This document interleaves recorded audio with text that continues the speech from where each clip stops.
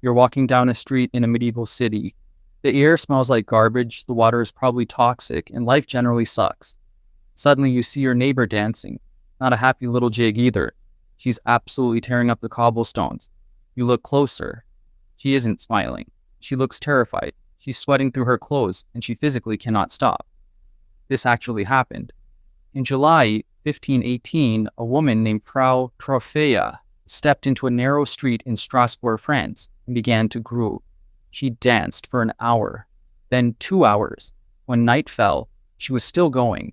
Her feet were literally bleeding, but her body kept moving like a broken puppet. And the worst part?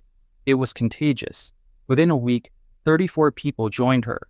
Within a month, 400 citizens were locked in an uncontrollable, agonizing dance marathon. Welcome to the dancing plague of 1518, the deadliest rave in human history, sparked by a mystery that science still hasn't completely solved. Now, if hundreds of people suddenly started dancing themselves to death in your city today, you'd probably call an ambulance or a hazmat team. But this was 1518. People didn't understand germs, viruses, or psychological stress. They thought everything was either caused by the devil, bad luck, or a highly questionable balance of bodily fluids. The city leaders were panicking. The local economy was grinding to a halt because everyone was either dancing or watching the dancers. People were literally dropping dead from strokes, heart attacks, and pure exhaustion. So the government did what any responsible 16th century authority figure would do. They called in the local physicians. The doctors arrived wearing their fancy robes, stroked their chins, looked at the sweating, bleeding crowd, and came up with a diagnosis. It wasn't demonic possession. It wasn't witchcraft. They declared it was a natural disease caused by hot blood. And what was the cutting-edge medical cure for hot blood? You guessed it, more dancing. The doctors literally told the city council, look, their blood is boiling. If they stop dancing, they'll explode. We need to help them sweat it out. Just let them cook. The city council listened to the doctors. Let that sink in. Instead of locking the afflicted people up or forcing them to rest, the government decided to facilitate the madness. They wanted to optimize the dancing. First, they cleared out a massive public market square. Then they rented out 2 large wooden guild halls. But they didn't stop there.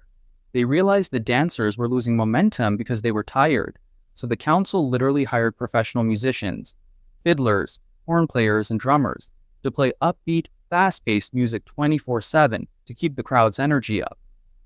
They even hired a group of strong, muscular men to stand in the crowd. Their entire job was to hold up the dancers who were about to faint from exhaustion and keep their bodies moving. It was absolute chaos.